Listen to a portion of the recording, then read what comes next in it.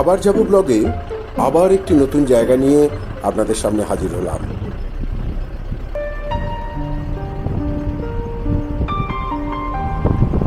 সকালের ব্রেকফাস্ট সেরে শান্ত নিস্তব্ধ পরিবেশ, পাইনের ঘন জঙ্গল, মেঘরোদের খেলা, তার সাথে শেরপা কমিউনিটি হোমস্টের অসাধারণ আতিথেয়তাকে বিদায় জানিয়ে এবার আমরা এগিয়ে চলেছি নর্থ বেঙ্গলের আর এক পাহাড়, নদী আর জঙ্গলে ঘেরা একটি গ্রামের উদ্দেশ্যে।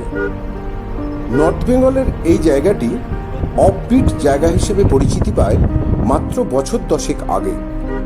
গ্রামটির নাম তাবাকোশি।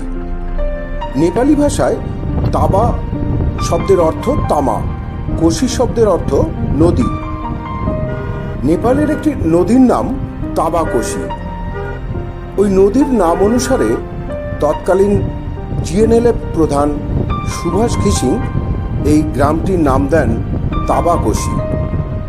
এনজেপি থেকে তাবাকোশির দূরত্ব 65 কিলোমিটার এবং বাগডোগরা থেকে 56 কিলোমিটার।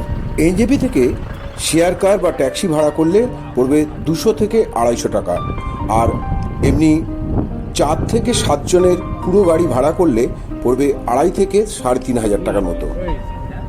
আগে থেকে বলা থাকলে হোমস্টে থেকেও গাড়ি পাঠিয়ে দেয়।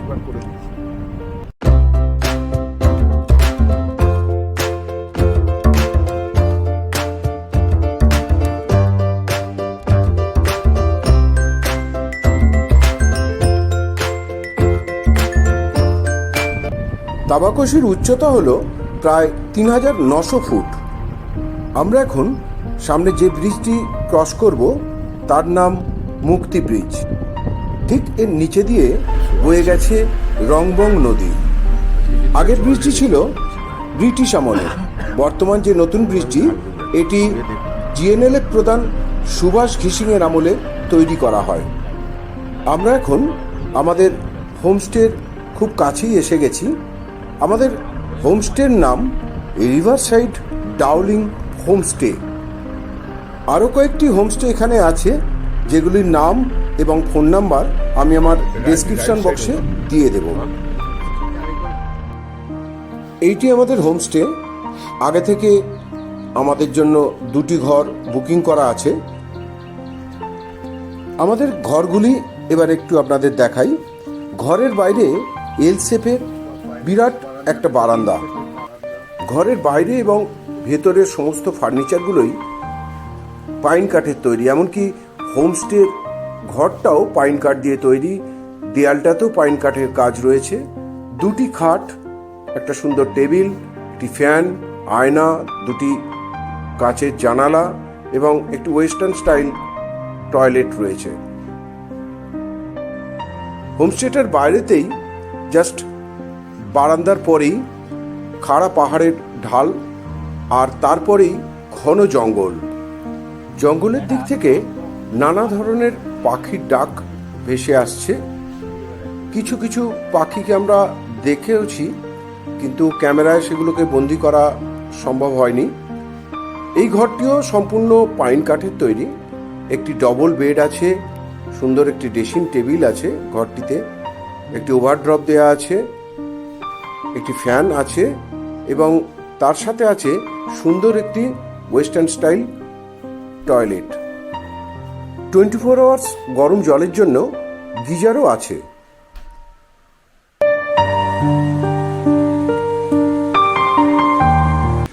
এই হোমস্টেটিতে যদি আপনি থাকতে চান তাহলে আপনার খরচ হবে পার হেড পার ডে 1700 থেকে 2,000 টাকা, অর্থাৎ সিজন অনুযায়ী বাড়ে কমে।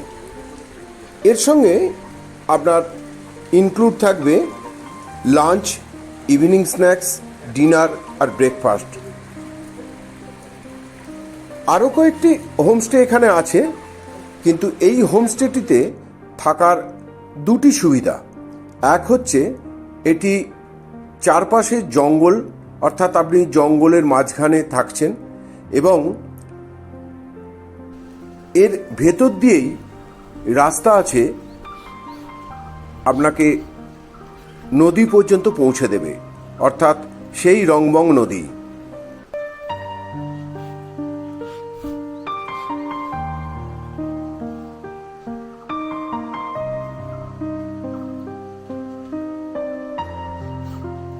চারপাশের পরিবেশটা দেখুন, কি অসাধারণ। আমার তো দারুণ লেগেছে, জানি না আপনারা আসলে আপনাদের কেমন লাগবে।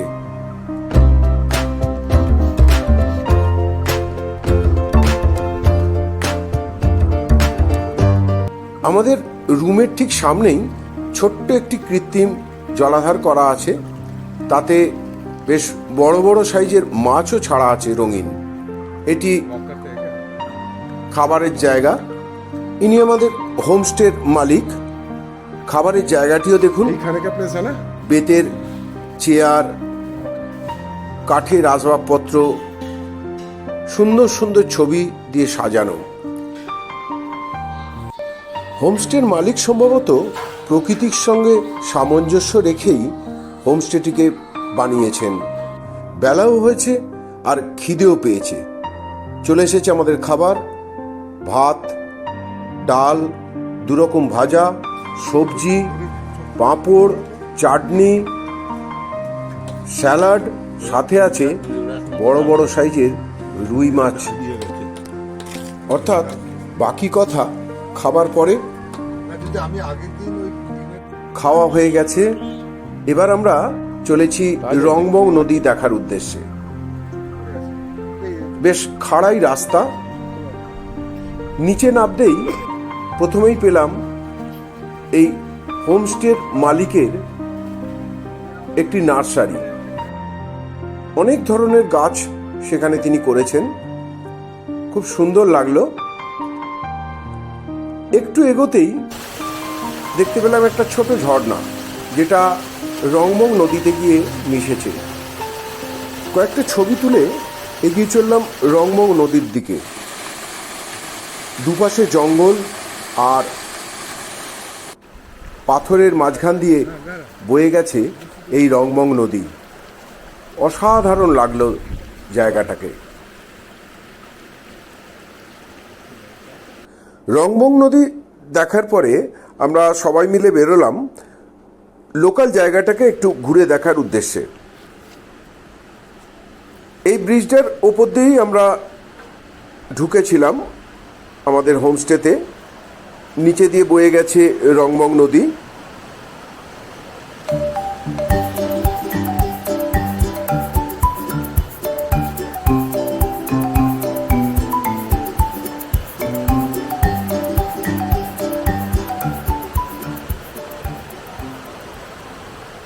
মুক্তি ব্রিজটি ক্রস করলেই সামনেই পরে ডান দিকে একটি সুন্দর পার্ক।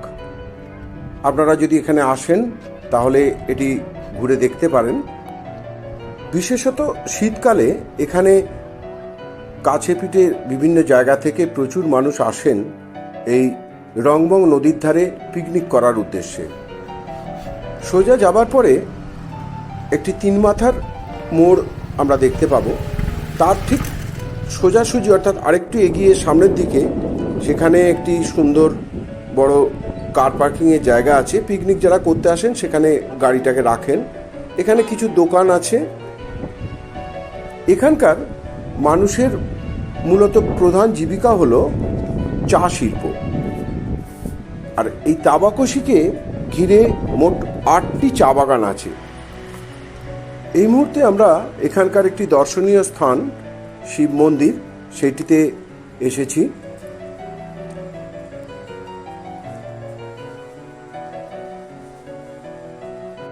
ভোরবেলা উঠে চান টান সেরে নিয়ে 1.5 কিলোমিটার দূরে আমরা চলে গেলাম গোপালধারা টি স্টেট দেখতে।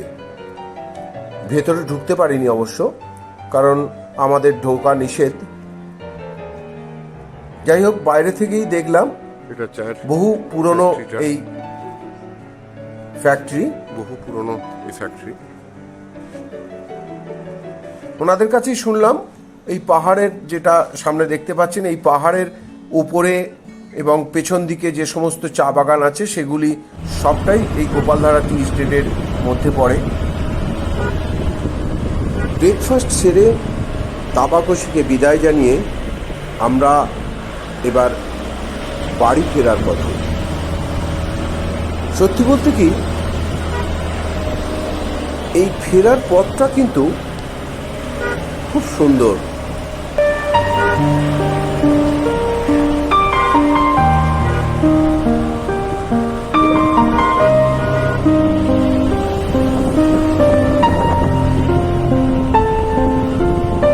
গোপালধারা টি এস্টেট ছাড়া আরও 7টি চায়ের সংস্থা এই তাবাকশিকে ঘিরে আছে। কিছুক্ষণের মধ্যেই আমরা হাজির হলাম মিরিক লেকের সামনে। ভেতরে আমরা যাইনি, বাইরে থেকেই কিছু ছবি তুললাম। তাবাকশি থেকে মিরিক লেকের দূরত্ব মাত্র 5 কিলোমিটার। হাতে সময় থাকলে আপনারা পশুপতি মার্কেটটাও ঘুরে আসতে পারেন। তাবাকশি থেকে ওটার দূরত্ব মাত্র 6 কিলোমিটার। মিরিক লেকের আরেকটি নামও আছে, অনেকে হয়তো সেটা জানেন না। নামটি হলো সুমেন্দু লেক। তাবাকশিতে গোপালধারা টি গার্ডেন ছাড়াও আরও যে 7টি টি গার্ডেন আছে সেগুলি হলো শিয়ক, তুরজুং, সংমা, চামং, মাগারজুং, থুরবু এবং নাগরি।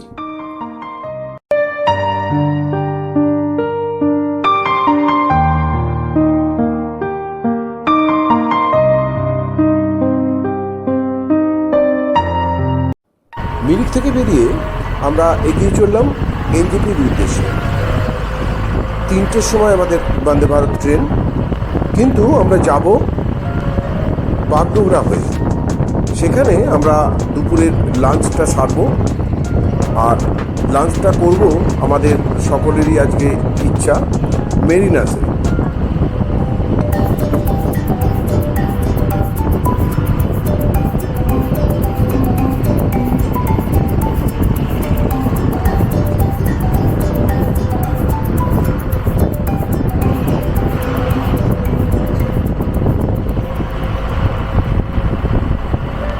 আমরা জাস্ট মেরিনাসে ঢুকছি। খুব সুন্দর সাজানো গোছানো একটি হোটেল, থাকার এবং খাবার দুটির বন্দোবস্তই এখানে আছে। এই হলটি পুরোটাই শীততাপ নিয়ন্ত্রিত। দুপুরের খাবারের জন্য আমরা অর্ডার করেছি ফ্রাইড রাইস এবং চিলি চিকেন। এটি এই অঞ্চলের দামি হোটেলগুলির মধ্যে একটি।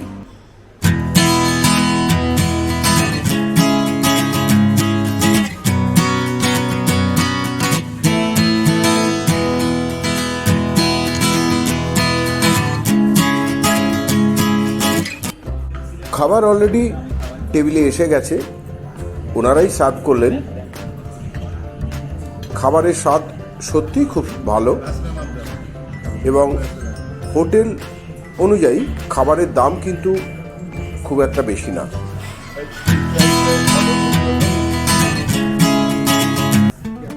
খাওয়া হয়ে গেছে, আমরা এবার এগিয়ে চলেছি এনজেপির উদ্দেশ্যে। ঠিক 3টের সময় আমাদের বন্দে ভারত এনজেপি থেকে ছাড়বে। আমি কোনো পেড ব্লগার বা ভালো ফটোগ্রাফার নই। চোখের সামনে যেটা দেখি, যেটা ভালো লাগে, সেটাকেই ক্যামেরায় বন্দি করি এবং আপনাদের সামনে তুলে ধরি। এটা আমার একটা শখ বলতে পারেন। যদি আপনাদের আমার এই ভিডিওটা ভালো লেগে থাকে তাহলে অবশ্যই একটা লাইক দেবেন এবং চ্যানেলটা সাবস্ক্রাইব করে রাখবেন। জাস্ট এনজেপি ঢুকছি।